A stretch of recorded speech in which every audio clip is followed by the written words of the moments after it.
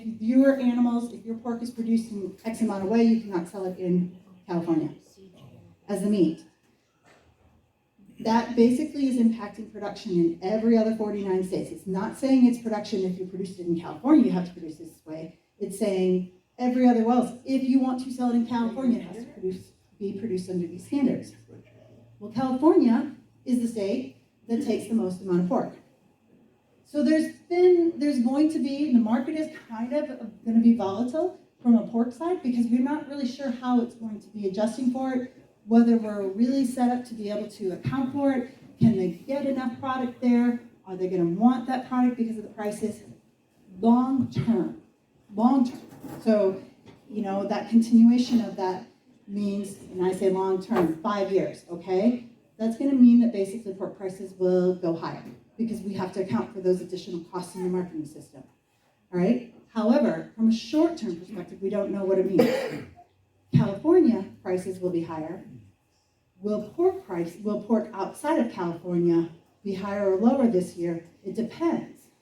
Because if they can't sell it in California because of some standards, guess where it's going to go? Outside of California, which might mean that it bring those down.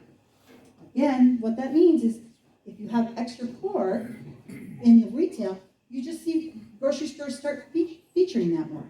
Now you have sales on that. You have a consumer that goes into the grocery store and they're like, hey, wait a minute, here's this poultry, here's this pork, and here's this beef. Which one am I going to take today? Right? It plays into some decision. All right. When we look at beef, basically we were way down in 23 for beef and veal exports, and we will be way down again in 24. People like U.S. beef. What we tend to export for U.S. beef, though, is grain-fed beef. All right? And why we tend to export that is because, for the most part, all beef, as you guys are aware, all beef is not necessarily the same. We export the grain-fed beef. We export the middle meats of the grain-fed beef because the valuation of those tends to be higher. And then what we do is we tend to, as the United States, we import lean beef. All right? We will be importing more lean beef because we are so short.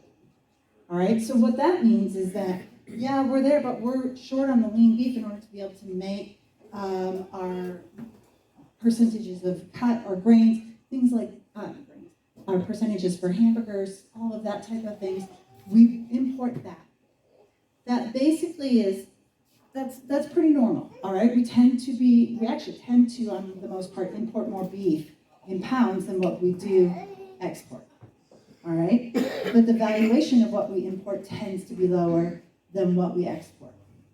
Now, why that makes a difference is that if I'm looking at this, we have countries where we can get that, but that basically, when we see this start to go up and up and up, it starts to play into prices that we can start to see even more so for those culled cows, for those other types of products where we can get some of that, those other types of animals where we can get lean beef from. So that supports those prices in the United States. All right. When we're looking at weather and grain prices, this is basically 23. If you look at it, so this, I don't have one just specifically for Wisconsin. So this is my Corn Belt region here. The blue line on the left graph over here, the blue line was 23. So as you can see in the Corn Belt region, the percentage of range that was rated as poor or very poor was higher than that which we had in 22. All right, now I'm going to flip it, and let's think about it from the idea of what's rated as good or excellent. So in 2023, in Wisconsin, only 30% of the range in pasture land in Wisconsin in 2023 was rated as good to excellent. In 2022, we had 54% that was rated as good to excellent. And if you went back to 21, it was 71%.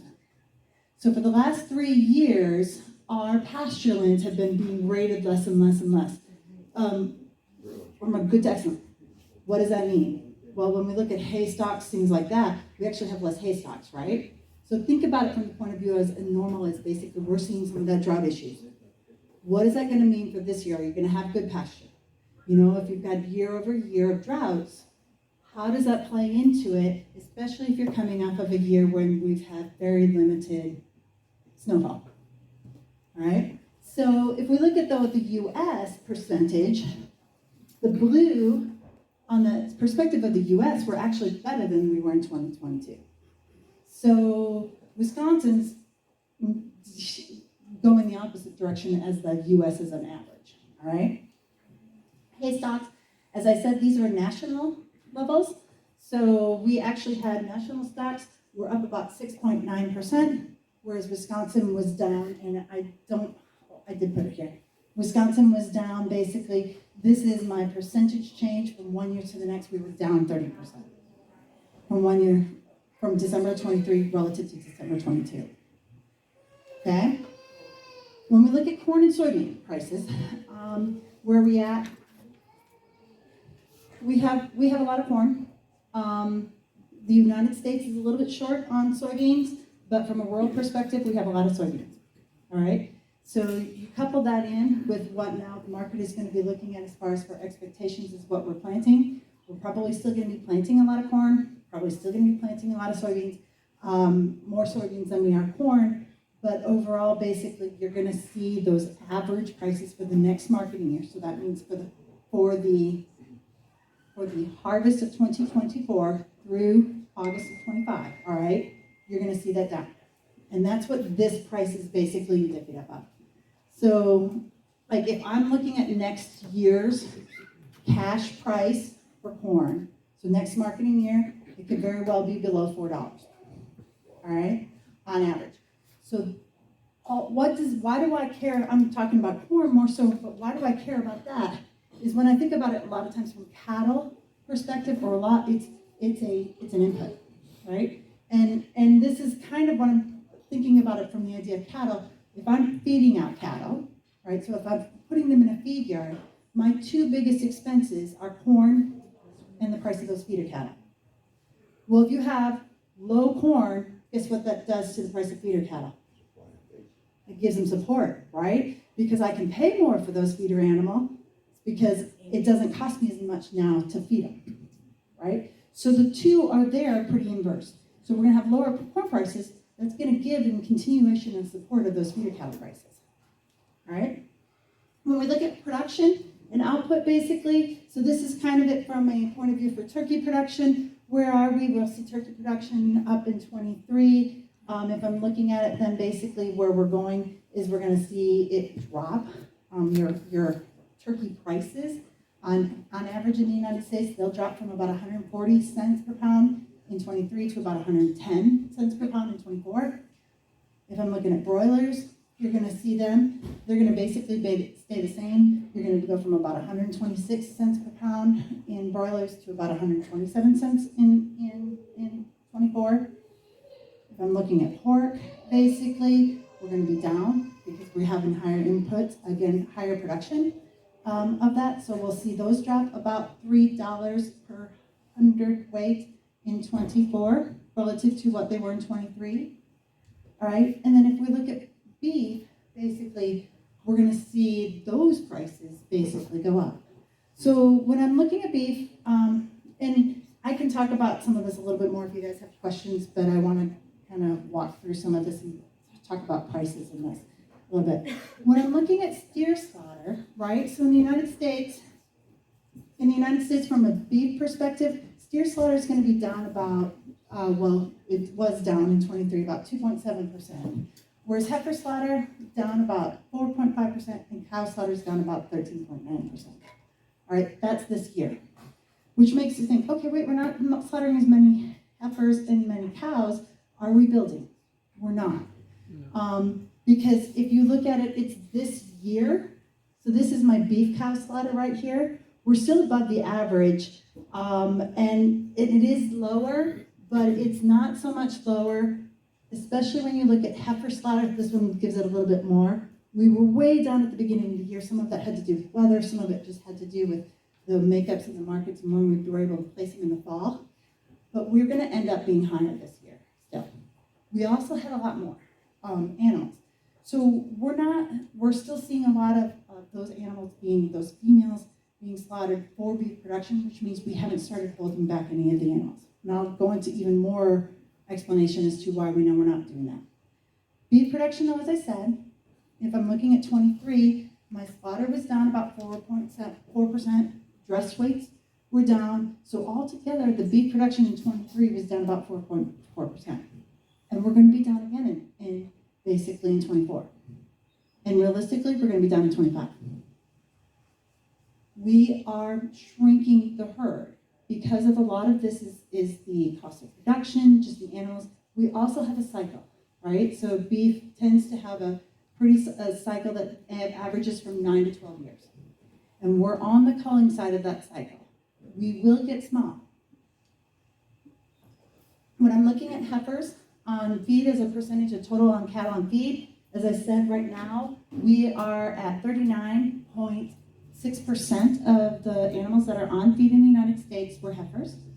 So typically, we would expect it to be about 34%. That means we are higher number of heifers, right? Well, what you guys get it. It's like if we're feeding them out, we're not keeping them back, right? To breed them. So that's basically another indication that we are not building. So if I continue to look at this, my beef herd in 23 as of January 21st was down about 3.6%. We were from 2022, and we're going to continue to see that cow culling in 24. All right, we will likely see about on a national perspective in the United States cow herd for beef cows, we'll see it down about another 200,000 to 250,000 head in 24. All right, that means couple all these. Calf crop was down last year. We're going to see the calf crop down again this year. Percent change in inventory then, we're still down. So this is from one year to the next, right? This is 23, where we're way down. But again, even though the amount of the decline isn't as big, we're still lower. So we're not starting to build. When I look at the change in the beef cows, so this is from one year to the next, Wisconsin is down 20,000 head of beef cows in 24 relative to what they were in 23. So we are also looking at those income. When we're looking at heifers held as beef cow replacements, everything's down, right? 1.4%. So this is the lowest replacement level that we've had since 1950s. If I'm looking at this, bred heifers then, if I'm looking at the bred heifers is the bulk of basically the time when I'm looking at these heifers held, right? But open heifers also is historically low at this year. So all of this is going to play into what's going to happen to some of those prices. Yeah. Would you repeat that statement about bullish or prices since 1950? So nope, it's the lowest replacement inventory. So it's our inventory. Since 1950, we haven't had this small, basically, of a replacement herd since 1950. So we don't need as big, right? Because we've been more efficient, so we don't necessarily need it to be as big, but we're really small and we're really tight. And it's going to continue to get so. Now, 2014, I was like, ooh, I'm starting to get nervous because we've been tight for so long. And guess what? When you start to be tight and you have such a short supply for such a period of time, you start to see the market adjust, right? And if you lose a market, so if I lose, and how many of you guys direct market? Okay, sorry. So if you have customers and you direct market and then suddenly one day they decide to buy from someone else, how hard is it to get them back? Right? So now think about it in the perspective here, from a national or from an international level. If we get to the point where we're so tight that we're not supplying and you have international or other countries finding their supply elsewhere, or you have other cities finding their supply because you can't supply, it becomes really hard to get those markets back. We're not at that point, right? But in 2 years, I'll probably be saying, if we haven't started to start building, I'll start to say, ooh, this is kind of getting scary because we're starting to see some of those switches. And 3 minutes. Depends. Okay. 3 minutes, all right. So, all right, so where we're looking then at changes in the feeder cattle, right? We've got all of this, they're basically out again, and we're going here where I'm looking at placements. I'm going to go through some of this. This is basically relatively quick because Lynn's telling me to be faster. I've got production of feed for feedlot placements. We're going to see those down because we have less animals. So that means we're still above on cattle on feed, but we'll start seeing less animals on feed. And that means that we're gonna end up with that beef production that's down 5.3%. Wisconsin, I just thought maybe you'd like to see this on beef cows here over 2023. If you look at it from, this is the change in the beef cows from 2013 to 2023, even though we're down from 23, between 23 and 24 we're down, but if you look at the last decade, we're actually up. So we have been increasing beef cows in Wisconsin for a longer period of time. Year over year, we're a little bit down, but mostly we're up. Where are they going? Now, why I've got a lot of this here for broilers, for beef, for cattle. If you're looking at farm production prices, if you're looking at retail prices, you've got it there. But if you're looking at it from this point, basically farm production, broilers should be up, turkey should be up, pork, but beef cattle from the production is going to be down, and the prices then basically are going to be there on the side. Where I'm looking from here, and I want to point out, because here, a lot of you guys are going to be like, okay, well, what about bred heifers? What about these others? Where am I going? If you noticed, one thing I kept saying is that input prices are going to be down. Hay, for the most part, not in Wisconsin, but outside of Wisconsin, hay, for the most part, has been lower priced. If we have a good year, it could be a little bit there. We have increased stocks. I say not Wisconsin, right? We're a little bit different in Wisconsin. You guys remember that. So you've got some of those issues there, but what does it mean as far as like, okay, I've already getting these, should I keep animals or should I sell them? Well, sometimes that's going to be a decision in August, because if you don't have pasture, right, how long do you keep those calves? And do you try to keep them? Sometimes though, it's like by August, it's going to be, as I said, any of those bred heifers, they're going to be really tight. So if you've got bred heifers, they're going to be demanding a really high premium this year because they're going to be so tight and people are going to want them. Feeder cattle are going to be, or calves are going to be really high priced. So if you're looking at calves by third quarter, they're still going to be take last year's prices, add another 5% on top of them, and that's basically about what you're going to be getting. All right? Does that mean you should keep them? Those are going to be decisions you have to make later in the fall as to whether or not you have forage, what you're going to be looking at. But there's a lot of opportunities right now if you're in the beef side, or so to look at this. It's just how do you play it out? If you're direct marketing it, there's a lot of opportunities too, right? You're going to be getting those high prices, but this is the one thing I always find. A lot of times people are like, well, I'm going to direct market, and they're like trying to be a little bit lower priced. Don't be afraid to raise your prices right now, because those prices are going to be going up in the grocery store. So make sure you're recouping your costs. Okay? You gotta stop for questions. And I'm stopping. There we go. What do you guys have for questions? How do you think the fires in Texas are gonna affect any of this? The fires in Texas, right now, I don't know exactly what is going to be the total number of animals that will be lost. 20,000?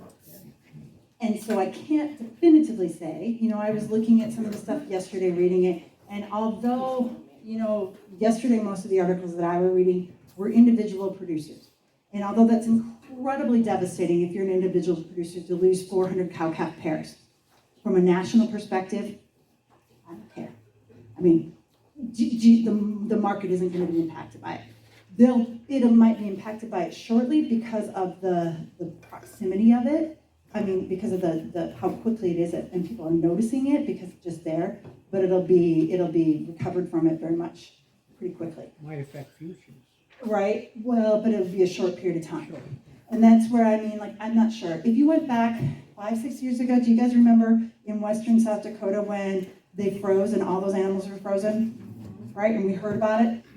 It impacted the market for like about a week and a half, and then it went back to as if it wasn't. Because again, although regionally it's a huge impact, from a national perspective, it's not that many animals. That's why I say I don't know exactly how many cows it's going to be at. Yeah. So you said cattle prices will be going up this year, but how much longer will they be going up, and when will they be going down? Good question. All right, so we are not going to start building this year, right? I don't see that at all. Realistically, let's just say we start building in 25, right?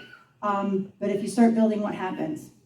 You have to hold those heifers back, right? Which means beef production is down. So even under the scenario that we finally start building in 25, you won't see those prices probably start to decline until maybe the fall of 26, most likely the fall of 27. Are you talking beef or cattle? Beef. Well, no, I'm saying cattle, excuse me. Cattle. Beef cattle, yeah. So because of those prices, right? Because it takes once we start finally building that herd, it's going to take 2.5 years before it really has an impact. Yeah, after the herd is Right, built and up. that's why I'm saying you won't see it really until fall 26, where those prices start to So decline. it's gonna be high cattle prices for Yep. a while. Next year, I'm going to tell you they're still going to probably be up. Yep. They might be mostly flat, like third quarter, because we had a really big bump this last year in third quarter.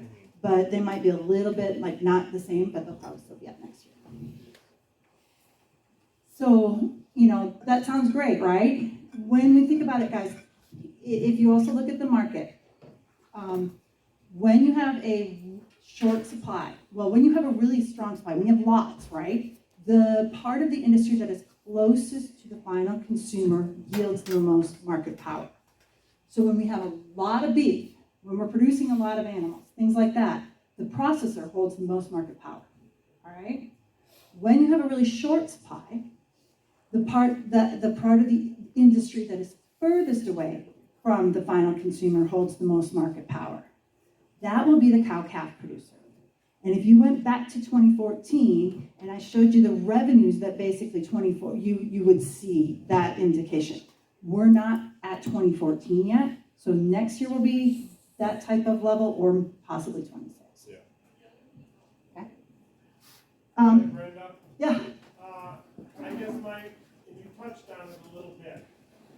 The whole scenario, though, if we stay too low with our inventory too long, there's a lot of exports or imports from different countries that just love to put more beef into our country and take that market share. I think that's cattle business right now is great, it's super. And to look at the next year and think it's gonna be great, that's great too. But I get a little concerned with they say, well, our cattle numbers are as low since 1946, 52. Are we going to lose market share and how much? So you were exactly right on the fact that we're going to import, and we're going to import more next year, because where we're importing, which are some of the regulations where we can import from and what countries we historically have been able to. They actually have increased some beef. So their availability, right? Will that have an impact? If we build it up, the market tends to, like domestically here, they'll use domestic product first, right? Now, what does that mean though from our markets from the export side? Like if we lose it, so like right now, South Korea, Japan, that's down, all right?